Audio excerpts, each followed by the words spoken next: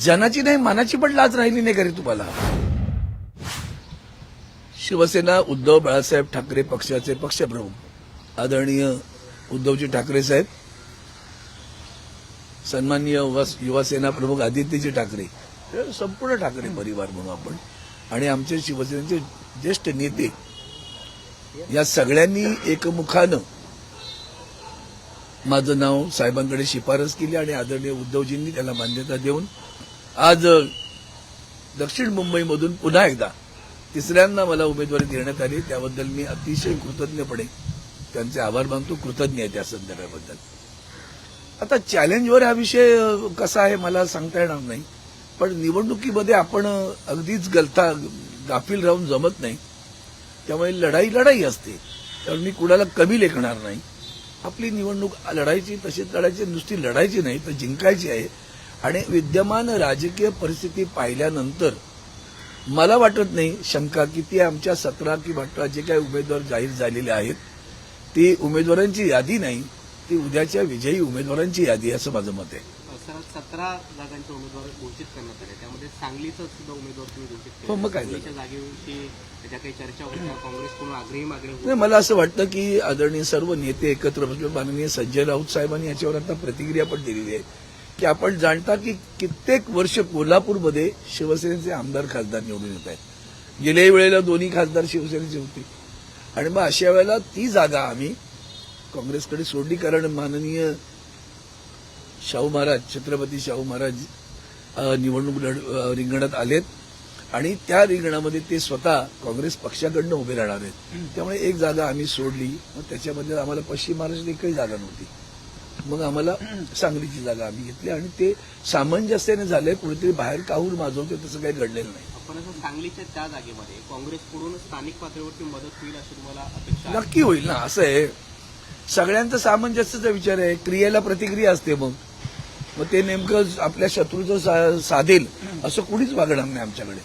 क्षणभर प्रतिक्रिया येणार ना, नैसर्गिक आहेत त्या. कुणीही असू दे, माणूस आहे, त्यामुळे प्रतिक्रिया येणार. त्या आल्या तरी सगळ्यांना कळते की आपलं उद्दिष्ट काय आहे.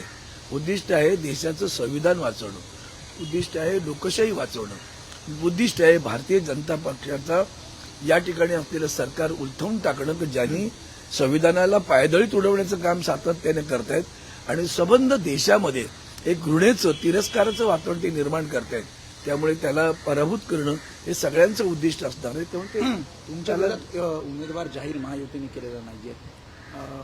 मनसेला सोबत घेण्याचा विचार आहे, त्यामध्ये 2-3 नावं चर्चेत आहेत. राहुल नार्वेकरांचं सुद्धा नाव चर्चेत होतं, मात्र आता त्यांचं नाव थोडंसं थंडावलेलं आहे. मध्ये मनसेसोबतची युतीची इतका विचार करावा नावाची चर्चा मी आहे. त्यावर बोलणं बरं नाही. जितकं तुम्हाला वाटतं यातच समाजाला काय वाटतंय त्याचं प्रतीक आहे तुमच्या प्रश्नातच, की इतकी हतबलता आहे. आणि ज्यांनी लवाद म्हणून जे महाराष्ट्रावर प्रचंड मोठा घोर अन्याय केला त्या माणसाचं नाव जेव्हा येतं तेव्हा महाराष्ट्राला वडिलांचं नाव ज्याला स्वतःला आठवत नाही, म्हणजे आमच्यासाठी शिवसेना आईबाप आहे, आई आहे ती. त्या शिवसेनेने तुम्हाला जन्म दिला, तो तुम्ही सांगता की माननीय सर्वोच्च न्यायालयाच्या निर्णयाच्या वर हे स्वतःचा वेगळा निर्णय देतात. त्यातच लोक समजून गेले की किती भ्रष्ट विचारांची माणसं आहेत. त्यामुळे त्यांच्याबद्दलची प्रतिभा काय आहे ही मी सांगण्याची गरज नाही, ती जनमानसामध्ये आहे. एक महत्वाचा प्रश्न, वंचित बहुजन आघाडी महाविकास आघाडीचा भाग असणार आहे, कारण प्रकाश आंबेडकर आपली भूमिका जाहीर करणार आहेत. मात्र ज्या जागांची त्यांना ऑफर देण्यात आलेली आहे त्यावरती अजून स्पष्ट आकडा झालेला नाहीये. कधी 4 बोललं जाते, 5 बोललं जाते, तर 17 जागा मला तुमच्याकडून मी याबाबतीत कोणतेही भाष्य करू इच्छित नाही, कारण मी त्या कमिटीमध्ये नाहीये. आमच्या शिवसेनेच्या वतीनं माननीय संजय राऊत साहेब आहेत आणि 3ही पक्षाचे धुरीण आदरणीय उद्धवजी असतील, आदरणीय शरद पवार साहेब असतील, आदरणीय बाळासाहेब थोरात किंवा राहुल गांधीजी असतील, या सगळ्या आदरणीय व्यक्ती त्याच्यात एकत्र सामंजस्य निर्णय घेतील.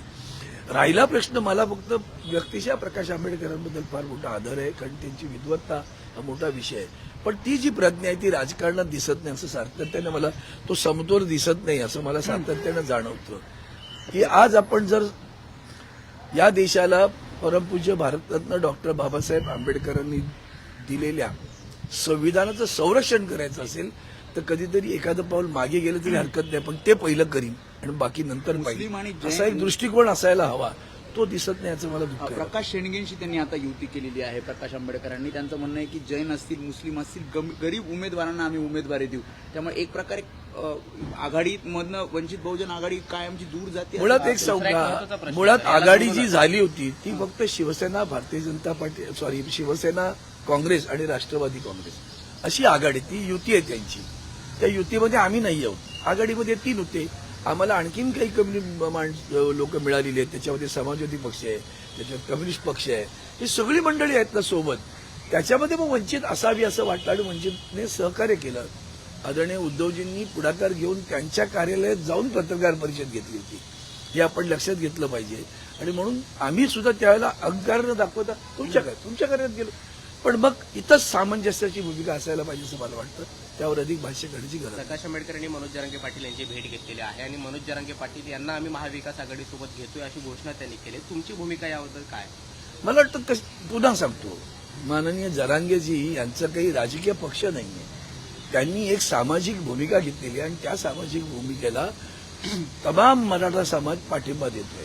तो मराठा समाज कदाचित अनेक पक्षात असेल पण त्या मागणीसाठी त्यांच्या सोबत आहे.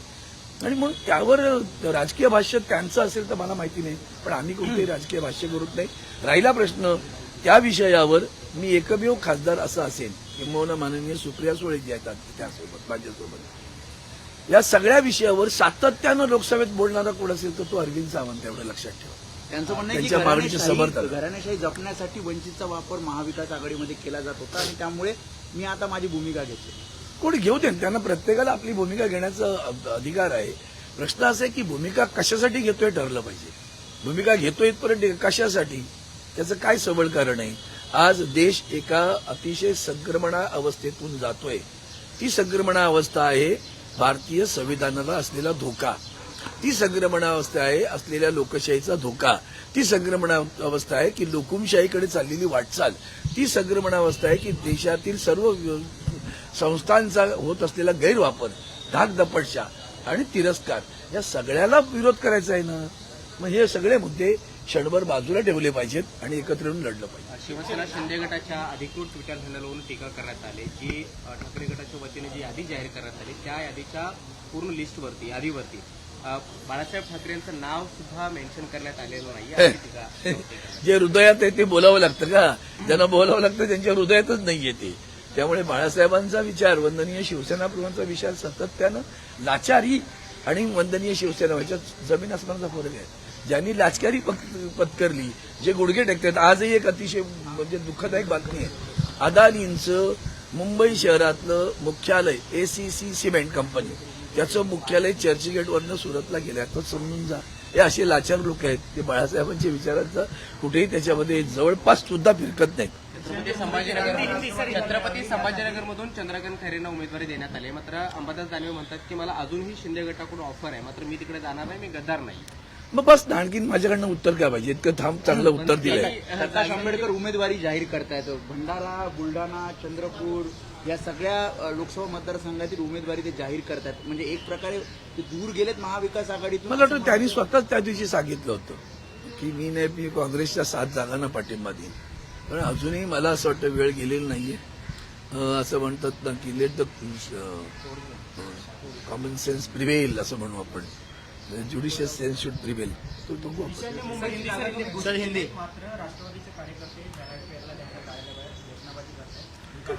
पुन्हा एक सांगतो, हा सामंजस्याचा करार त्या 3ही पक्षांच्या नेत्यांच्या मध्ये घडलेला आहे. माननीय शरद पवार साहेब यांना विचारात घेऊनच ती जागा जाहीर झालेली आहे. त्यामुळे त्यावर पुन्हा अशा सगळ्या गोष्टींवर मी भाष्य करणार नाही. अमोल कीर्तीकरांच्या संदर्भातलं जे समन्स आले त्याचा मी तीव्र निषेध करतो. इतकं कपटी आणि इतकं नीच राजकारण, इतक्या खालच्या पातळीवरचं राजकारण भारतीय जनता पार्टी करते. त्याचा जितका धिक्कार करावा तितका थोडा आहे. जनाची नाही मनाची पण लाज राहिली नाही का रे तुम्हाला? ज्या व्यवहारासंदर्भात त्यांच्यावर आरोप करताय त्याचा मुख्य आरोपी तुमच्याकडे आहे. त्याला नोटीसही पाठवत नाही तुम्ही. आणि ज्यांनी खिचडी खाल्ली, म्हणजे तुम्ही पकवली, आम्ही खाल्ली असेल कदाचित, पण त्या खिचडी पकवणारे जे लोक आहेत, मालक त्या खिचडीचे, ते तुमच्यात आहेत ना. सांगा ना जरा धाडसानं. त्यांच्यावर कुठलीही ईडी कारवाई करत नाही आणि नको त्या लोकांवर कारवाई. त्यातून ते उमेदवार झालेत म्हणून कारवाई. तुमच्या पायाखालची वाळू किती सरकली आहे, 400 हा भ्रम आहे. हेही बरं झालं तुम्ही हे केल्यामुळे लोकांना कळेल की 400चा भ्रम किती खरा येतो. सर हिंदी में बात कर लेते हैं. आता टिकटॅक नाही करणार नाही, आधी संपलं नाही. ठीक है सर, आज 17 जनों का नाम का ऐलान किया गया है महाविकास आघाड़ी की तरह, शिवसेना की तरफ से. किस तरह से लड़ाई लड़ने वाले और आपको भी नामांकन दिया गया है? लड़ाई किस तरह से लड़ना है, लड़ाई लड़ते हैं. अभी 2 बार लड़ाई लड़कर जीते हैं ना, उसमें कौन सी बड़ी बात है. आज इतना ही बताता हूं, जो नामांकन में सारे प्रत्याशियों के नाम आए, ये सिर्फ प्रत्याशी नहीं है, ये आने वाले दिनों में शिवसेना के विजयी प्रत्याशी रहेंगे, सांसद हो जाएंगे, ये मैं इतना कहना चाहता हूँ. सर इसके साथ ही में दोस्त सांगली की सीट को लेकर आप बताइए, क्योंकि फिर दोबारा वही बातें करते रहते हो, मुझे कमाल होती. कितनी बार कॉन्ट्रैक्ट लिया गया आप लोगों ने, बार बार वही बातें दोहराने की. इसके बारे में 10 बार बोला गया. आदरणीय संजय राउत साहब ने आज भी कहा ना कि भैया हम कोल्हापुर की जगह दोनों लड़ते थे, दोनों सांसद शिवसेना के थे. हमने अपनी जगह जो 30 वर्ष हमारे पास है वो जगह छोड़ दी. माननीय आदरणीय छत्रपति शाहू महाराज जी वहां कांग्रेस पार्टी की चुनाव चिन्ह लेकर कांग्रेस पार्टी के प्रत्याशी करके चुनाव लड़ रहे. जब हमने अपनी जगह उनके लिए छोड़ दी, पश्चिम महाराष्ट्र में हमारे लिए एक जगह चाहिए थी और हमने इसके लिए उनके साथ बातें करके सांगली की जगह ले ली. प्रकाश आंबेडकर कहीं ना कहीं नाराज लग रहे हैं महाविकास आघाड़ी से. अभी जो है अकोला से अभी देखो भाई, नाराजगी क्या है, क्यों है, मुझे नहीं पता, क्योंकि मैं उस कमेटी में नहीं हूं. मैंने तो प्रकाश आंबेडकर जी को व्यक्तिगत रूप में बहुत आदरणीय मानता हूं. उनकी विद्वत्ता की मैं सराहना करता हूं, लेकिन वो प्रज्ञा राजनीति में दिखती नहीं है. आज अगर हम किस लिए खड़े हैं, अगर वही एक क्षण के लिए वो सोचे कि अगर परम पूज्य डॉक्टर बाबा साहब आंबेडकर आज यहाँ होते तो क्या होता, तो ये बात अगर जानते कि उसी संविधान की रक्षा के लिए जब इकट्ठे आए तो एक कदम पीछे जाएंगे तो भी चलेगा, लेकिन संविधान की रक्षा, जनतंत्र की रक्षा करना है, इसके लिए डट के खड़ा रहना चाहिए. वो त्याग की भावना, वो समर्थन की भावना, वो संविधान के संरक्षण की भावना, वो अगर उनके मन में आएगी तो ये जो हम कुछ करने जा रहे हैं उससे क्या होगा. तो ऐसा लगता है कि इसे जानते हो, जिन तानाशाह को हम हराना चाहते हो उनकी अलग रूप से मदद हो जाएगी. इतना तो समझदार है वो, बहुत होशियार भी है. तो मेरी भी प्रार्थना है कि ऐसे कोई कदम न उठाए जिससे संविधान की रक्षा के लिए हम लोग जो इकट्ठे आए हैं उसको कहीं ठेस पहुंचे. सर 9 सीटों पर उन्होंने उम्मीदवारों का ऐलान कर दिया और सांगली सीट पर भी जो है प्रकाश शेंडगे अगर खड़े रहते तो उनका समर्थन करेंगे, ऐलान किया. भाई उनका जो अधिकार बनता है वो करने दो ना, उससे क्या है. वो अधिकार को हम थोड़े छीन लेते हैं, उनका अधिकार है. मैंने जो कुछ अभी उसके पहले बोला वो तो आपने धो डाला. आपको उतना तो समझना चाहिए कि मैंने उतने पहले बोल दिया कि समझदारी की व्यवस्था जरूरत है. अगर असमंजस रहे तो क्या होगा, वो तो समझ लो. बीजेपी को फायदा पहुंचाने की कोशिश हो सकता है, अभी मैं उसके ऊपर कुछ भाष्य नहीं करूंगा. अमोल कीर्तिकर को समन्स किया है ईडी ये ने, उनका नाम भी है. ये तो भारतीय जनता पार्टी की कपट नीति, अवनीति, भ्रष्ट नीति का प्रतीक है. इतने गिरे हुए हैं, जमीन तलो पैरों तले जमीन हिल रही है कि एक युवा के प्रत्याशी घोषित होने पर इतने डर गए तो उसके पीछे ईडी लगाया. अच्छा, ईडी लगाया, जिस कारण लगा रहे हो वो तो उसका मुखिया जो है वो उनके साथ में है, वो तो वही है ना भाजपा में. भाजपा शिवसेना जो कुछ है उनकी मिंदे सरकार की, वो उधर ही है ना. वो मुखिया बाहर, दुखिया अंदर, ये कौन सी बात है. तो ये जो चीजें हो रही है ना, इतनी अवनीति है उनकी, इससे समझ जाओ कि उनकी हार, कल की हार उन्होंने आज मान ली. मतलब अमोल कीर्तिकर से डरती है बीजेपी. डरती है, डर है. 400 आंकड़ा भी डर है, भ्रम है. जो कचरा आदरणीय उद्धव साहब जी ने जो शब्द प्रयोग किया, सब कचरा जमा कर रहे हो. तो इतना अगर अहंकार, घमंड, विश्वास था कि 400 पार करेंगे तो ये सब जमा क्यों कर रहे हो.